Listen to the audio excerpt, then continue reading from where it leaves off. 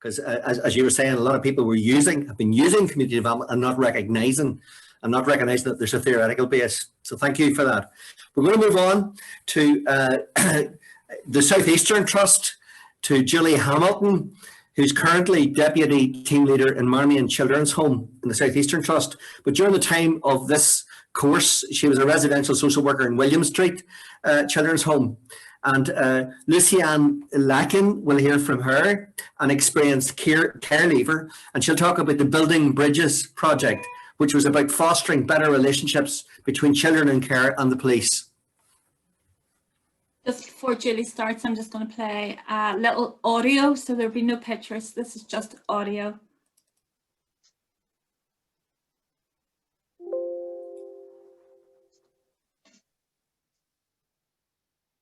Prior to entering care, I had very few encounters with the police.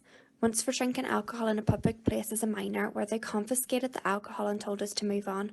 Another time where I posed as a significant risk to myself, and I was arrested under the Mental Health Act, which subsequently resulted in my entrance to residential care.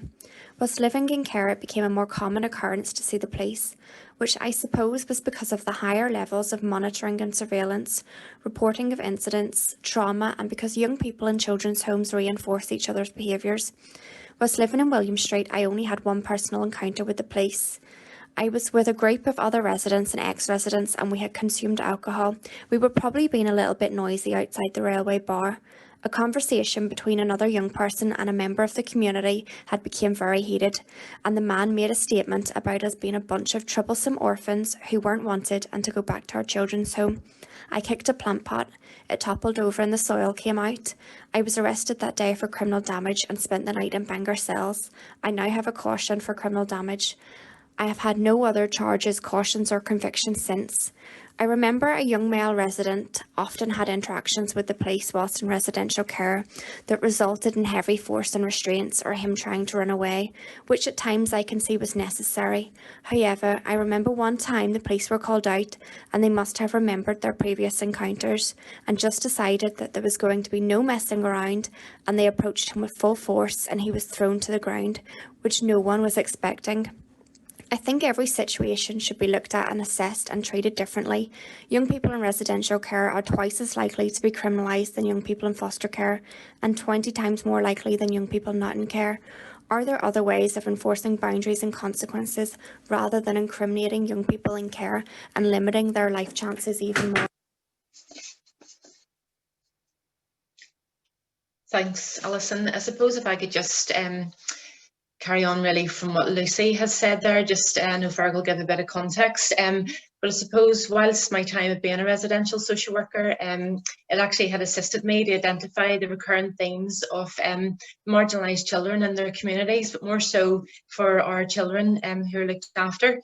And so this formed the basis of my project, and I started to think about the interactions with the police always only ever being in our home for criminalised behaviours and anything that was negative really for our young people. So started to think about the stigma for young people in care, and I would say I was very fortunate to have met Lucy. Lucy had worked with me on a quality improvement project as well. So we thought about obviously Lucy's experiences and actually experiences of the young people who lived there at the time. And I really wanted to try and change, I suppose, the impact of when the police were there, not just for the negatives, but let's try and develop our community relationships and try and get the police around to be a positive presence within the home and building relationships. I suppose the evidence base informs us, and certainly by the research I've done, that by enhancing our youth capacity through participation in a community-based project, we can build resilience amongst at-risk children. So you heard Lucy's clip there, and as I say, that really got me thinking about our young people who leave care and then return to their own communities. So I really wanted them to have a positive interaction with the police, especially within the context of Northern Ireland. So just staying on that slide at the minute, say the basis of my project, I began to link obviously to the community development theories, of which there are many of. For the purpose of today, just going to briefly touch on co-production. I had implemented the co-production approach as I'd actually used it before, found it effective, inclusive and very respective to lived experiences. Obviously, it describes the relationship between the service providers, service users, and draws on the knowledge and ability and resources of both to develop the solutions then to issues that are claimed to be successful and sustainable. So that was my approach, really. Also, I suppose, looking at the models of community development, I was drawn towards Gilchrist's model, particularly pluralist. I liked that it had the overarching theme of that there's equal distribution, and that was obviously for community engagement, partnership working, and community capacity. Alison, can you go on to slide 3, please? Okay, so thinking about the challenges, of which there were many, I know Charmaine had touched on those as well. I've just going to link really today to the team resistance to change and about how, change at different levels. I began to think about change at different levels. That was the individuals, us as a group, community, and the organisation as well. And then I thought about myself as the change agent.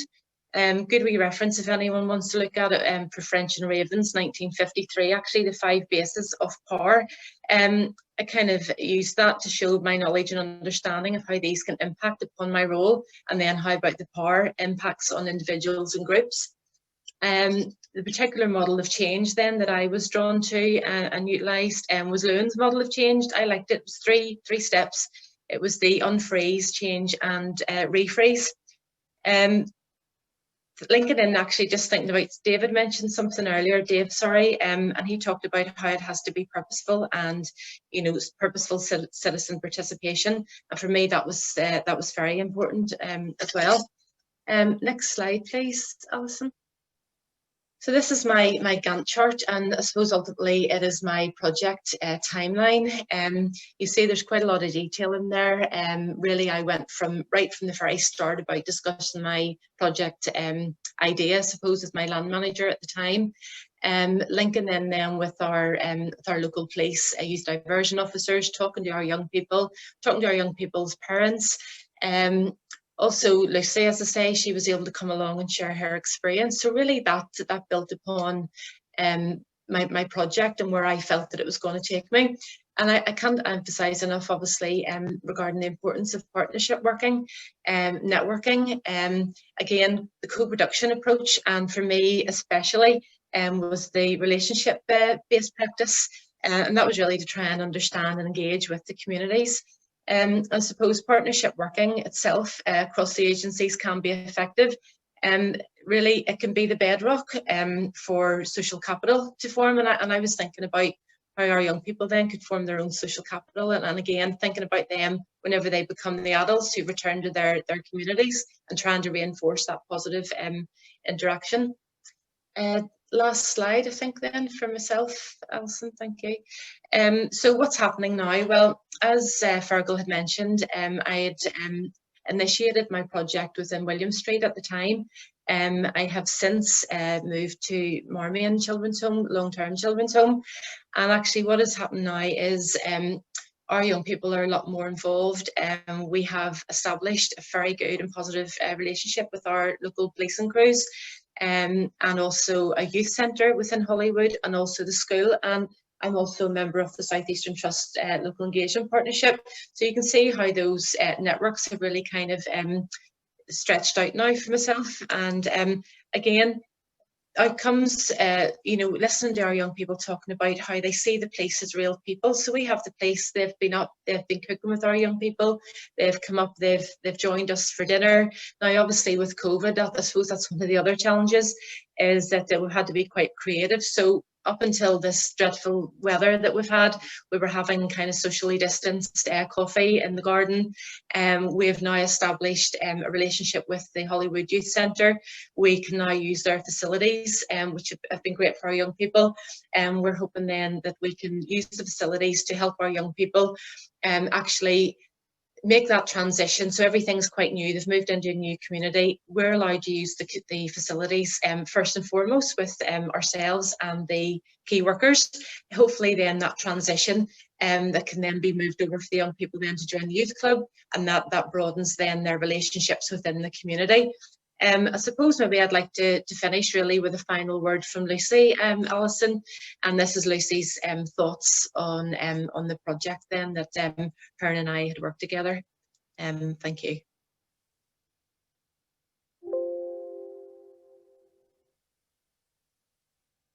I think it's a great idea to develop an activity-based project with young people in residential care and the police. Every interaction and contact between young people and the police, no matter how small, has a direct bearing on the perceptions that young people hold, whether it's from their experience, preconceptions, or generational bias. It's important that young people are given the opportunity to see police in a positive light and for the police to get to know young people on a personal level. Our attitudes and beliefs are shaped by those around us, our families, our friends, our communities, and some of us are taught that the police are there to help us and keep us safe, and some of us are told not to trust the police or tell them anything. Likewise, there are people out there that believe children from children's homes are troublesome and come from criminogenic families. I still hear people to this day saying things like, if you don't stop what you're doing, that policeman is going to take you away, or you're going to end up in the home for bad boys, and this is where it all starts. I think a fun and engaging activity-based programme with the police in normal clothing in an informal setting will help break down those barriers and preconceptions and reduce the stigma for both young people and the police. It will give young people a chance to see beyond their visual representation and uniform, and that the police are normal people who like to have a laugh. I think the police and young people should have a chance to ask each other questions about their life, their experiences with the police, or their experiences within the police that will interest the young people and reduce the stigma. Young people may feel like the police care and understand what they have been through or exposed to, and positive relationships are then going to be built on trust, understanding, experience, and communication. Thank you. That was obviously Lucy's last word. If I just say as well that our ultimate goal is actually to have a residential with the police, the staff and the young people of Marmion. Obviously COVID related, that's a bit of a stop has been put in that, but that's the ultimate goal. And as far as we know, we just carry on what we're doing at the moment. It's moving in the right direction. Hey, Julie, thank you very, very much.